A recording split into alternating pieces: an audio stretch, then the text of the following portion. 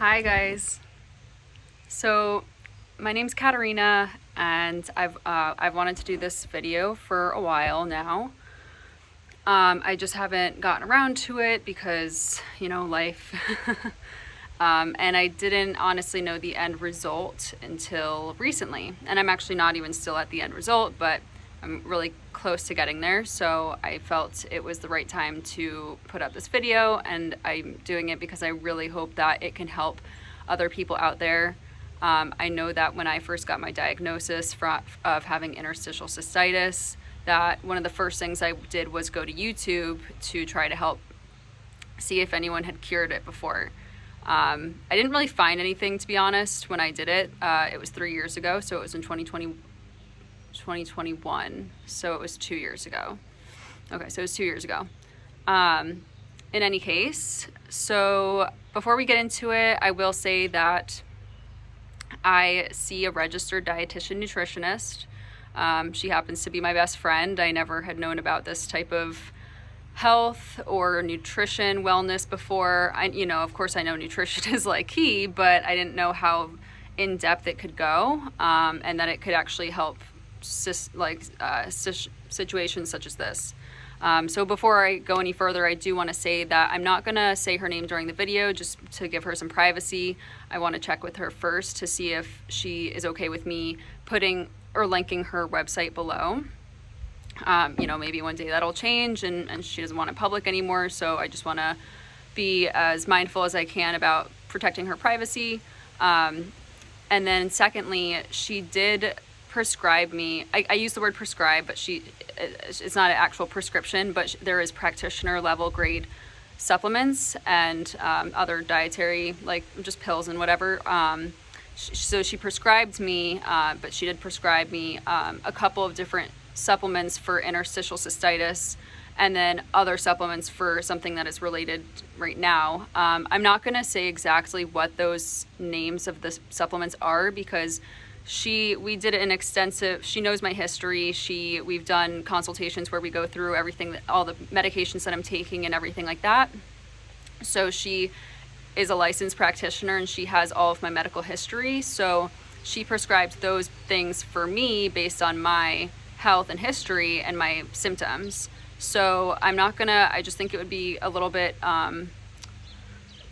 irresponsible to list all of the actual names of the supplements I'm taking, because I don't think that anyone should go out and be getting these things. They're all safe, but I just think that you should be consulting with a professional so that they can prescribe the right things for you in your situation. So with that being said, we can just dive into my background here. So in 2021, it was 2021. So I guess I could also preface with this background as well. I had always been suffering from yeast infection, not really so many yeast infections, but more bacterial vaginosis, BV, for many years, probably like 4, probably more to be honest. But that was something that was like happening a lot. My gynecologist in Los Angeles, where I was living at the time, she told me to take boric acid suppositories, which really, really, really helped with that. So that's like one thing to know. That's kind of unrelated. I don't really know if it relates to this, but it's just like all the way back in the background. So then in 2021, I came down with multiple UTIs with literally no cause whatsoever. I remember it was 2021, so I was working in events, and events had just come back from COVID. So in order to continue working at my events and going into my office, I had to keep taking COVID tests, where I kept going to a MediQuick clinic type of thing. And honestly, I think I was having symptoms of UTIs. So when I would go, I was like, hey, I think I have a UTI as well. Like, while I'm here, can we just test for that? And they would. So of course, and it always came back positive. So it was like from August through, I think, like October, I had 3 UTIs. And each time they kept prescribing me antibiotics. And I kept asking them, and I'm like, why am I having UTIs? Like, where is this coming from? And they just never had an answer for me.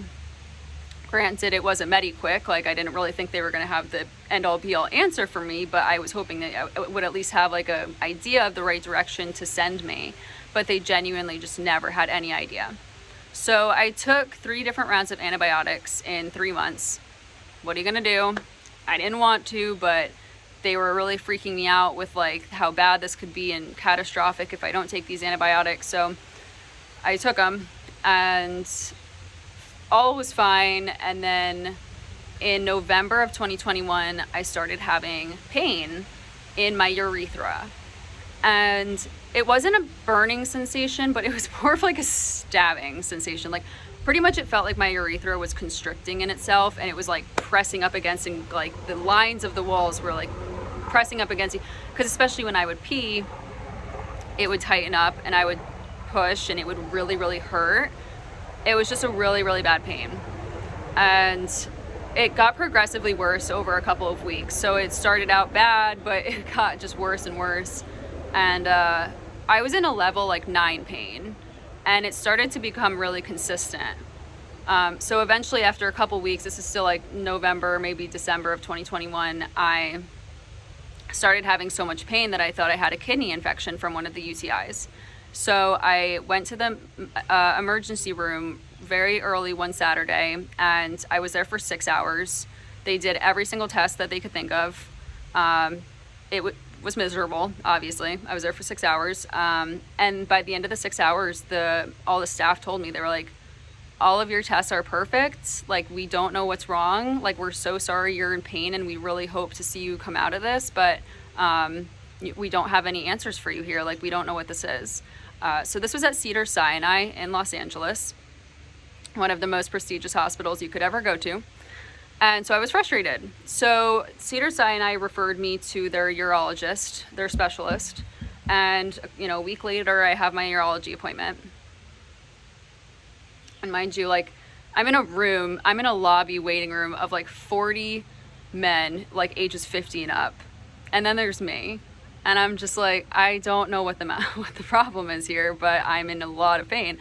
So I see this urologist, and we do, for about 2 hours, all different sorts of tests. Like catheters, this, that, you name it. Testing for every single sort of bladder problem, because all I could describe it as is bladder pain. And especially, being with it peeing and everything, urology was the right place to look, at least. It made sense. So we do all these sorts of tests for 2 hours. And at the end of the 2 hours, I'm sitting in his office, and he comes back in, and he looks at me, and he's like, so everything came back perfect. And I'm just like, well, this isn't perfect. Like, I was actually incapacitated most days at work by this point. I would be at the office, and I would go to the bathroom, and I would be in so much pain, I would start crying. And then the pain would last for like 45 minutes. So I would have to like go outside and like cry in the parking lot because I was just incapacitated. And again, this was just progressively getting worse. And all I can describe it is urethra pain. And so I was like, this is not like something I can live with. This is incapacitating me. I'm I'm an otherwise healthy 23-year-old girl. I can't live with this pain. So, so after he comes in and he tells me that everything came back positive, or not positive, everything came back fine. He said, well, since it's nothing else, we're going to deduce that it's this thing called interstitial cystitis. So he's like, I don't know that much information about it, but here's this website, and here's a pamphlet, and I really suggest you look into this website. They have a lot of research on there, and just try and see how you can help yourself. He said the other thing that we're going to do, the other plan of action here is, I think I asked, I was just like, is there nothing else we can do to help the situation other than you giving me a website? Like, this is not helpful for me right now. So he was like, okay, so the other thing we can do is we can do surgery.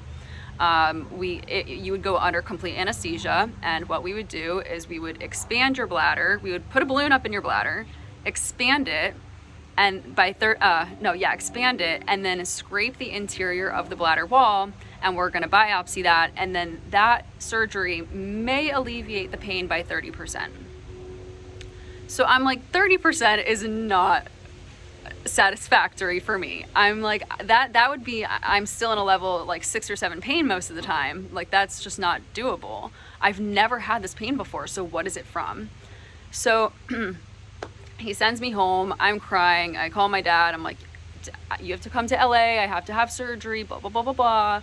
And so my parents, thankfully, very well educated, very smart. My mom's a nurse.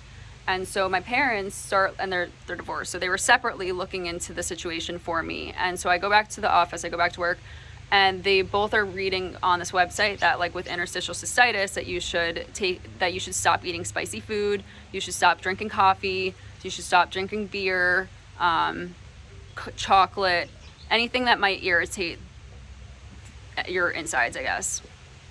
So I do. So I cut it out for a couple days, which helped the pain a little bit. It was more bearable, but it wasn't. But then I was upset because I was like, well, now my quality of life is shit because I like all these things and now I have to cut them out. So I was pretty sad about that. In the meantime, I finally decided in my mind to call up one of my best friends, who is a registered dietitian nutritionist. So that's RDN for short. And so we have this consultation, shortly thereafter, and she explains to me, she's like, so what I think happened is these UTIs happened. I don't know where they came from, but they happened. And then you took all these antibiotics, and all these antibiotics wiped out your microbiome. So all of the healthy and bad bacteria in your gut, but it wipes out everything in your system. So, so that's why, so when you're eating corrosive, I say corrosive, I don't know if that's a word she used, but when you're eating chocolate or coffee or spicy foods or beer, what that is kind of doing is it's kind of corroding the urethral wall, and that's why it's causing so much pain, because there's no biofilm, there's no good bacteria that's protecting the lining of your gut from these more aggressive foods because of all the antibiotics you took. So what we need to do is we need to build back up that bacteria. So she prescribed me a probiotic. She also prescribed me something that has like rose hip in it, and it kind of, in my opinion, I think it calms down inflammatory like responses in the body. And then she also gave me some like mineral supplement. So when I kid you not, within 10 days of taking these supplements, I was completely pain-free. I'm not exaggerating.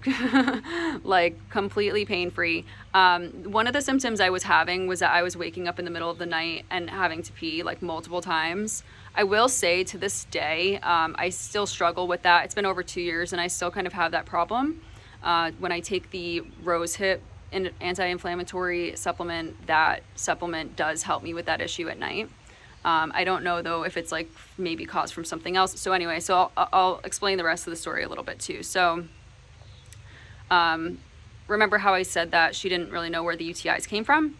So this past year, this is kind of another reason why I've been like subconsciously holding off on making this video, because none of this happened until like the past like 6 or 8 weeks. So 6 months ago, which is, or maybe 7 now, September 2022, so that was a year later, I come down with this issue where, and it was a couple days before I left for Burning Man, so everyone and I chalked it up to stress. Well, I didn't chalk it up to stress, but everyone else did around me, so I was like, I don't have time to worry about this right now, so it's probably stress. But the couple days leading up to leaving for Burning Man, I came down with this issue where every time I ate something, it was not filling me up. So I would eat like an entire meal and I would be starving at 30 minutes later. So it was really worrisome because I've never had this issue before. Like, why am I so hungry constantly? So I was starving like 24/7. Very alarming. I couldn't work. I was in so much pain. My stomach was killing me. So eventually, like, I just go to Burning Man. I was really scared. I took all these snacks with me just to make sure like I would be full. And so eventually the issue kind of subsided a little bit, just because I was busy with that and busy with traveling and whatnot. But the hindsight 2020, from then on, I did have this issue where I would wake up in the middle of the night starving from my sleep, like mid-sleep. I'd wake up at 2 a.m. so hungry, and I'd have to go like eat a banana or something. So what happened from there? So I kept waking up in the middle of the night. Sometimes I would not wake up, sometimes I couldn't fall asleep because I was so hungry. So I would stay up and I would eat like 4 meals, like vegetables, carbs, proteins. Like I would eat like layers and layers and layers of all of these macronutrients to try to keep myself full before I went to bed. And it just stopped working. Like by the time February and March came around, I was just starving all the time. And it's very bad quality of life when that happens. So hindsight, okay, so I'll explain, I'll get to the point. So what ended up being the result of this is that I had mold and yeast growing in my gut. Yes, in my intestines. Mold, aspergillus, I don't know if that's actually how you say it, and yeast, like candida, which actually explains the whole bacterial vaginosis issue. So the reason I say this now is because these two things were potentially what caused my UTIs to begin with. So when I met with my RDN and we found my results from a test that I took that explained that I had mold in my gut, which actually is very common, by the way. So just bear that in mind. Wait, so where was I going with that? Mold and yeast. Oh yeah, okay. So there was actually a myriad of symptoms that were caused from the mold and yeast that I genuinely had not connected the dots that was from that. So for instance, like I used to meditate a lot during COVID. And I love it. I love meditating. And I hadn't really been able to meditate for the past year, or like year and a half. No, like a year. And when we met, she said that because the mold and yeast is basically acting as a wet blanket for me right now. The mold and yeast is prohibiting the production of B vitamins in my body. So, or like the absorption of it or something. And the B complex vitamins are the precursor to serotonin and dopamine production. So therefore my serotonin and dopamine production are lower than they normally should be. I actually don't suffer from depression or anxiety, which I'm very thankful for, but I was having difficulty concentrating on meditating and getting to that higher vibration state, which I used to achieve so easily during like 2020 and early 2021. So it was finally an answer that made sense, even though I wasn't even searching for that answer. What else was happening? So to explain why I was so hungry all the time is because when I was eating any foods, if I was eating carbs or sugars, so fruit or so bananas eventually stopped being my go-to because they were hurting my stomach so bad. Anytime I was eating carbs or fruit, it was going, the mold and yeast were consuming it first, and then I was just getting like the leftovers. So I was not, I didn't have enough carbs in my system, or like I didn't have enough energy in my system because it was eating it first. So my body was actually in a constant state of ketosis, which I genuinely thought that I might have had diabetes or hyperthyroidism. Like I said, my mom is a nurse, so we had been for weeks trying to figure out what was wrong with me. This is back in March of this year. So, by the way, like come March, April, I was actually having stomach aches 24/7, which is completely unusual for me. So I was like, I was incapacitated from another job that I was at for hours at a time, and it was just really impeding on my quality of life. So anyway, I think I covered everything. Basically now I'm on a pretty strict protocol of taking about like 20 supplements a day. It's about a 2 to 3 month protocol to like detox my body of mold and yeast, but it's been a really big game changer already. I have, one other big symptom that came about during all of this is dairy intolerance. I used to eat so much dairy growing up. It was like, I love dairy, I love cheese, all that good stuff. And I, had normal teenage acne, but it was nothing ever that crazy. And in 2020, it was 2020, I made like homemade mac and cheese during COVID and had like a lot of sour cream in it and whatever. And when I ate it, I noticed a correlation that within the following couple of days, I had awful acne, like cystic acne, like everywhere on my neck, everywhere. So it would be like just giant ones here and there. But, so I finally realized the correlation. So I like started to really cut out dairy.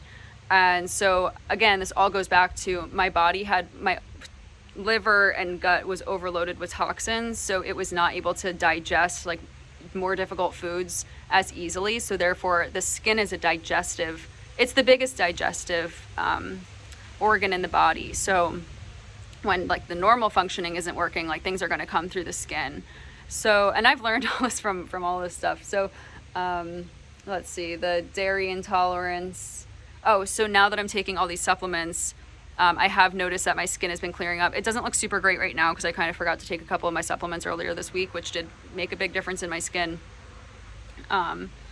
Also, I said my stomach was hurting for like 6 weeks. And when I started the first 2 pills on my new regimen, within 12 hours, I was pain-free, which was huge. So, sorry, I'm jumping around a lot, but there's a lot of information.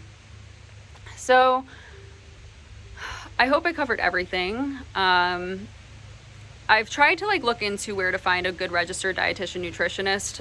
If I'm not able to eventually link my best friend's practice down below, then like I've tried doing some Googling and trying to find.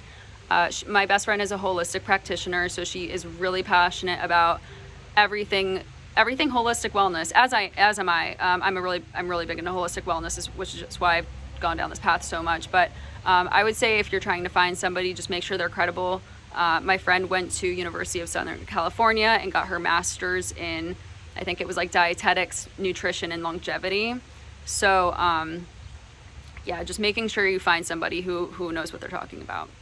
So I hope this helps. I just want people out there to know that if you have a diagnosis of interstitial cystitis, that it may or may not be something related to the issue I had here today. And if it is, hopefully it is something that's curable. It is something that's treatable. You don't have to live in pain forever. So even if you just have stomach aches and that's how you found this video, there's so much to do with the human body that Western medicine just does not understand. And I would say find a registered dietitian. I'm about to start acupuncture actually, so hopefully I have more answers for you in the future about other ailments. Until then, peace out and love you guys.